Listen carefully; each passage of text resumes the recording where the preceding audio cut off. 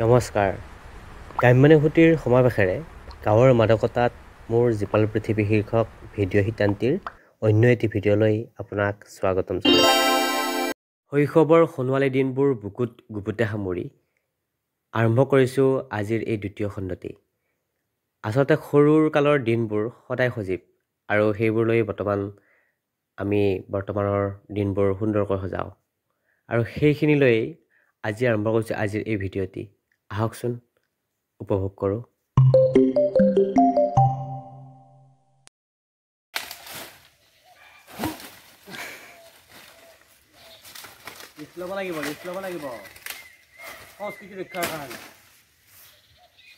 এই যে সংস্কৃতিৰ ৰক্ষাৰ কাৰণে ৰিস্ক ল'ব লাগিব বুলি কোৱা হৈছে, আচলতে কথাটো সাধাৰণ যদিও মোৰ কাৰণে কিন্তু অসাধাৰণ আৰু আপোনাৰ মতেও হয়তো সেয়েই হ'ব। আৰু সেই গতিকেই এনেবোৰ কামবোৰ আজিও প্ৰিয়।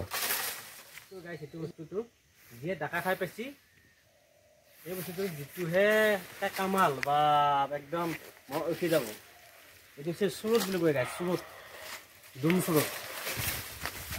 আমাৰ এইফালে চুৰুট বুলি কয়, আপোনালোকৰ ফালে কি কয় জনাবচোন। এইটো সাংঘাতিক, এইটো ডুম চুৰুট বুলি কৈছে, এইটো সাংঘাতিক।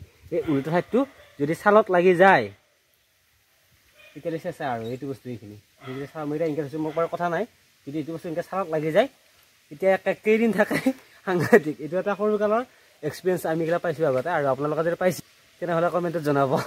সাংঘাতিক বস্তু এইটো বা চুৰুট। মোৰ বোধেৰে গাঁৱৰ এনেকুৱা এজন ব্যক্তি নাই যিগৰাকীয়ে এই গছৰ পৰা পোৱা অভিজ্ঞতা নাই। আচলতে একটি বেলেগ অনুভৱ আৰু এটা বেলেগ শিক্ষা, আৰু সেইখিনি আজিও সজীৱ হৈ আছে মনত। আৰু আপোনাৰো যদি হৈছে তেনেহ'লে জনাবচোন।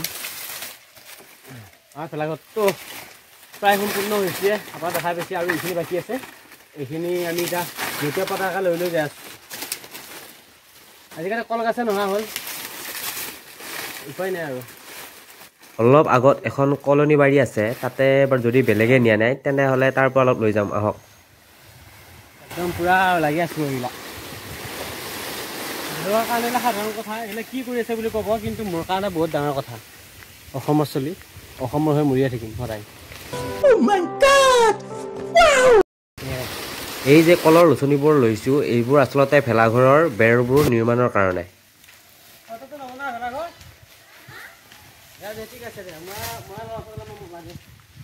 গৃহস্থৰ পাৰ্মিশ্যন লৈ মই ভিতৰলৈ সোমাই যাবলৈ আগ্ৰহ প্ৰকাশ কৰিলোঁ, আৰু ভণ্টীয়ে কেমেৰাটো পিছৰ পৰা ধৰি ধৰি আহি দেখুৱাবলৈ চেষ্টা কৰি আছে, আৰু আপোনালোকেও উপভোগ কৰি আছে। ধন্যবাদ। আমাৰ দুখন তিনিখন ভেলাঘৰ হয়, ভেলাঘৰত হেৰি হৈ যাব। আগতে কালি বনাইছিলে, এতিয়া আজি শেষে কৰিম। এতিয়া বেছি সময় লাগিলে, কালিটো বনালোঁ, আজি অকল বেৰা এখন কলচনি নাই। কাইলৈ লৈ আহিছোঁ, কিন্তু আমাৰ বেৰা এখন ওলোৱা নাই।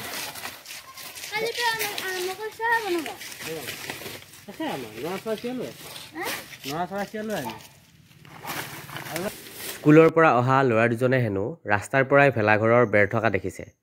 তাকেই ক'লে, আমিহে অকণমানি কলৰ লুচনিৰে কেনেকৈনো হ'ব বুলি ভাবি বিশ্বাস কৰা নাই। বাকী যি কি নহওক, ইহঁতক দেখি আমাৰ সেই স্কুলীয়া দিনবোৰলৈ মনত পৰি গ'ল। 3টামান মানুহ কাম কৰি আছিল নেকি? কি বুলি কৈছে? কি বুলি কৈছে?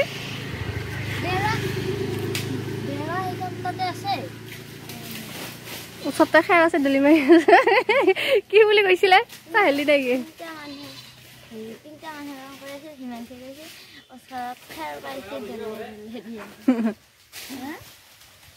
হা ফলকা বনাইছে না তাতে? ফুচ খাবি না পিছে? সখা দিলি না নাই? কেইটকা উঠছি? মাত্ৰ কাই ঘৰত খেলছা? হা মাত্ৰ উঠছি।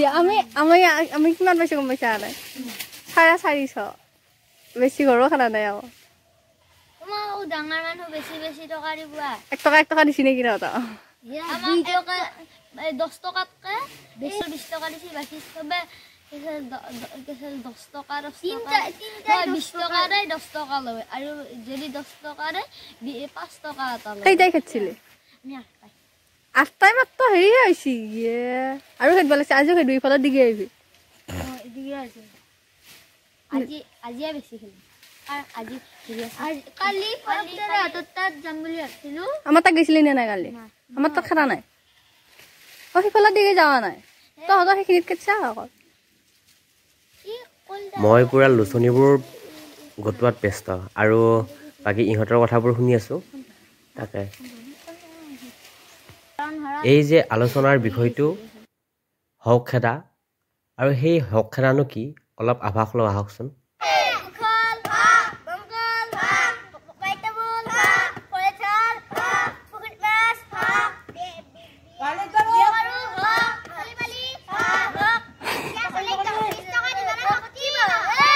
বঢ়িয়া বঢ়িয়া বঢ়িয়া বঢ়িয়া হৈছে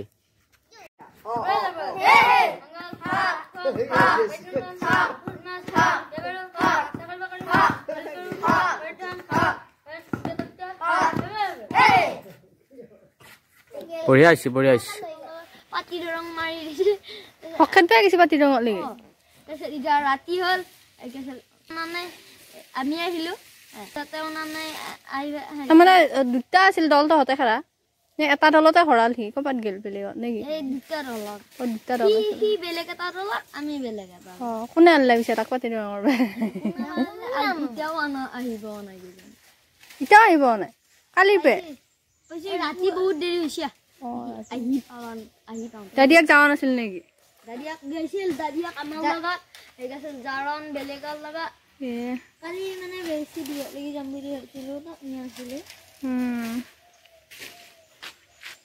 আমি যাওঁ দে মাৰি দিছে আমাক অন্তৰ সিহঁতবোৰৰ আলোচনাৰ পৰা হয়তো আপোনালোকে কিছু অলপ হ'লেও বুজিলে আৰু আমাৰ চাওঁতে চাওঁতে বহুতখিনিয়ে হ'ল এতিয়া আমি এইখিনি গোটালোঁ আৰু এতিয়া লৈ যাবৰ কাৰণে অলপ অসুবিধা হ'ব হ'লেও বাৰু লৈ যাম আৰু যিখিনি আমাৰ ভেলাঘৰ স্থানটো সেইখিনিলৈ আচলতে 200 মিটাৰ মানেই হ'ব চাগে